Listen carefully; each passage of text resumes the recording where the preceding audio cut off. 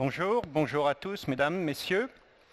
Alors, je suis particulièrement heureux d'être ici aujourd'hui en Normandie, au Havre, parce que pour moi, la Normandie et le Havre sont une région et une ville un peu symbole de cette transition énergétique, parce qu'elle combine en même temps un tissu industriel extrêmement dense et une volonté politique très forte de décarboner les territoires. Alors, Shell est aussi engagé dans une mutation écologique, dans la transformation de notre société. Alors évidemment, quand on est historiquement une major pétrolière, ça peut faire sourire de vous dire qu'on est dans la transition écologique. Ça peut même être pour certains un petit peu contre-intuitif. Mais en fait non, parce que si on regarde les problématiques de la transition énergétique, Shell est clairement dans la solution. Nous faisons partie de la solution. Alors c'est compliqué, hein, bien sûr. Vous vous rendez compte de faire un virage à 180 degrés au gros paquebot qui est Shell, ça coule pas de source. Il faut se réinventer. Il faut changer beaucoup de choses chez nous. Mais c'est un peu dans notre ADN quand même de se réinventer parce qu'on a au fil des années, changé pas mal notre business model. Au 19e siècle, quand cette société commençait, elle ramassait et vendait des coquillages. D'où notre logo et d'où notre nom. Donc, peut-être que certains vont apprendre quelque chose aujourd'hui. Quelques années plus tard, on arrive en France, 1919, on vend du pétrole lampant pour éclairer les maisons. Depuis, on a quand même fait du chemin. Aujourd'hui, on est un énergéticien global, complètement engagé dans un objectif extrêmement ambitieux qui est la neutralité carbone en 2050. Le net zéro, comme on en a parlé tout à l'heure dans notre jargon un petit peu industriel. Alors, je ne vous cache pas, les défis sont légion et sont énormes. Je vais en prendre quelques-uns, 2, 3. Premier grand défi, c'est l'urgence temporelle. Beaucoup voudraient que notre grand paquebot tourne à la vitesse d'une trottinette. Ben non, ça ne va pas se faire comme ça, parce que c'est de la transition énergétique, donc il y a transition. Elle va se faire projet après projet, dans un chemin très très progressif, mais elle ne va pas se faire brutalement, et elle va se faire en pleine concertation avec toutes les parties prenantes, qui sont les pouvoirs publics, les industriels, les professionnels, et aussi les citoyens des territoires. Ça, c'est très important. Deuxième défi, et ça, on nous le reproche tout le temps, c'est qu'il faut révolutionner notre business model. Hein? Il faut qu'on définisse nos projets, des projets beaucoup plus intégrés, sur des géographies bien plus restreintes. En fait, il faut qu'on parte du local pour créer des projets, et cette constellation de projets locaux fera sens au niveau global, et pas l'inverse, comme souvent on le fait aujourd'hui. Allez, un dernier défi important, c'est le défi commercial, parce qu'on est tous, on sera tous des clients de l'énergie de demain, et si on regarde l'offre commerciale énergétique du futur, c'est un grand mix. Ça sera des énergies nouvelles, ça sera une utilisation bien plus intéressante des énergies actuelles, on l'a vu, ça sera une refonte complètement des usages. Et là-dedans, ça sera à nous de proposer vraiment des offres commerciales qui bénéficieront à toutes les parties prenantes. Donc ça, c'est très important. Alors, bon, beaucoup de défis, je vous ai dit c'est difficile, il y a beaucoup de défis. Est-ce qu'on va y arriver? Est-ce qu'on va être vraiment l'énergéticien du futur? Bah oui, 3 fois oui, et je vous le dis avec engagement et avec humilité. Et pourquoi on va y arriver? Parce qu'on a 3 avantages concurrentiels fondamentaux. On a d'abord un objectif extrêmement clair. On a un chemin qui est tracé et on a beaucoup de moyens. Alors, l'objectif clair, on en a parlé tout à l'heure, c'est le net zéro, la neutralité carbone en 2050. Alors, en 2050, c'est quand même un petit peu loin, c'est un peu long terme. Mais ça marque une volonté très très forte. Et comme vous le savez, là où il y a une volonté, il y a un chemin, comme disaient Lénine et Churchill.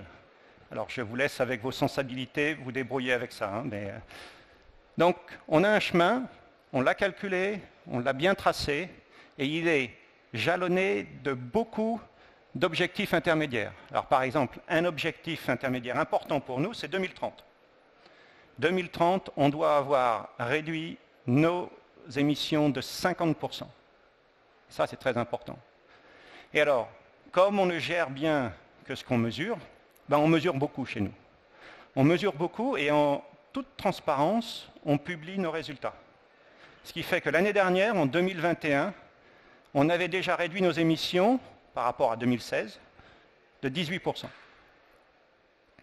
Donc voilà, on est vraiment dans cette route sur le chemin et on a des jalons les uns après les autres pour arriver au net zéro 2050. Enfin, je vous ai dit qu'on avait des moyens importants.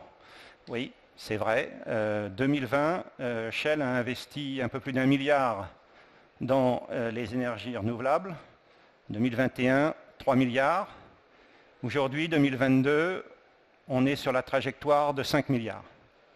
Ça nous place vraiment dans les majors énergéticiens du futur, très clairement.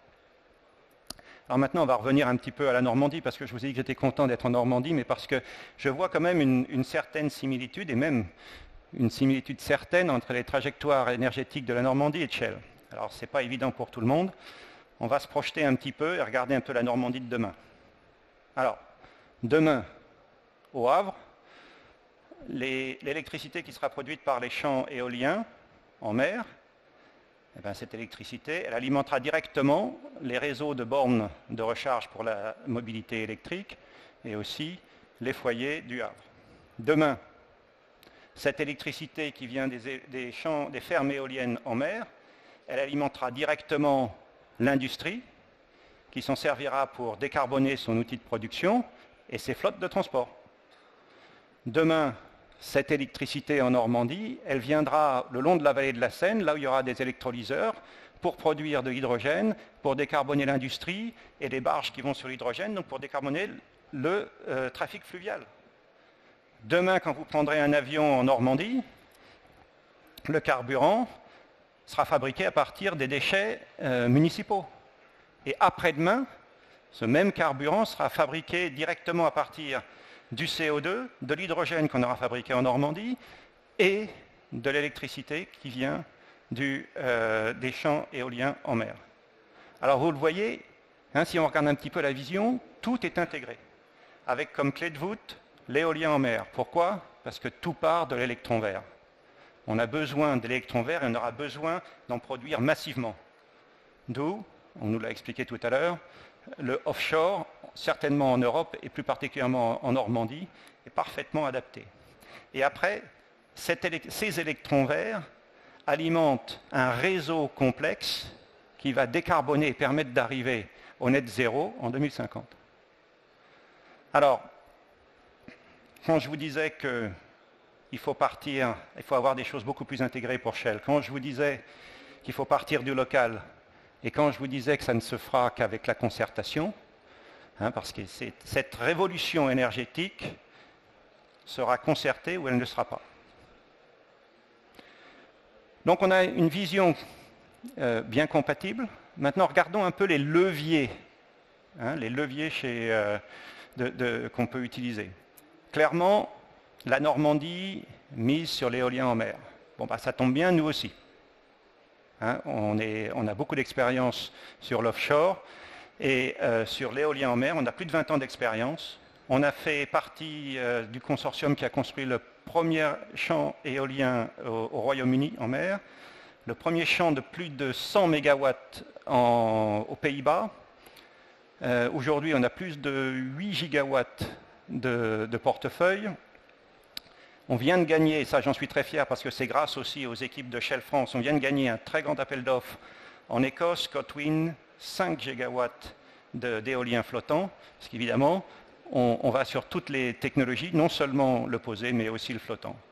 Et bien évidemment, on est candidat au projet au large de Barfleur, bien évidemment. Et on le construit, ce projet, par la compréhension de ceux qui vont l'accueillir, pour que ça réponde pleinement aux attentes des Normands et que ça bénéficie et que ça s'intègre parfaitement dans cette nouvelle chaîne de valeur énergétique dont on a parlé tout à l'heure. La Normandie parle aussi sur l'hydrogène. Bon, ben, nous aussi, on a déjà 2 électrolyseurs qui travaillent et qui produisent de l'hydrogène vert dans le monde. On construit un électrolyseur de 200 MW à Rotterdam. Et on a 2 projets d'électrolyseurs en France, dont un sur la vallée de la Seine. Le Havre, c'est un hub de SAF. Alors en français, on dit une plateforme de distribution de carburant de carburant en français durable pour l'aviation. Shell, c'est le numéro 1 mondial pour le carburant d'aviation. Donc notre objectif, super ambitieux, 2030, dans tout ce qu'on vendra, il y aura au moins 10% de SAF. Et là, je peux parler au futur parce que les usines, elles sont en train d'être construites. Donc ça c'est bien. Et puis je garde pour la fin, il me reste 37 secondes, je garde pour la fin la mobilité électrique, parce qu'elle me tient bien à cœur ici, parce que je vous donne rendez-vous le mois prochain. Là, la mobilité électrique, on n'est plus du tout dans le projet, dans les études, on est dans le concret. Shell a déjà installé plus de 10 000 bornes en France. Et le mois prochain, la première borne Shell au Havre sera installée. C'est la première borne d'une série de 500 points de recharge pour l'agglomération du Havre. Donc là, on en est aussi très fiers chez Shell France d'être là, en Normandie, au Havre, près du projet éolien. Donc en conclusion, ben, vous avez compris, Shell est un énergéticien global et fier d'être en pleine mutation. Parce que ce qu'on veut faire, c'est faire partie de cette transition énergétique et d'apporter au plus grand nombre la connexion à l'énergie durable dans un contexte économique qui la rend abordable. Ça, c'est notre raison d'être. C'est notre raison d'être globale. Et je vous promets qu'on va faire le maximum pour la développer à grande échelle en Normandie. Merci à vous.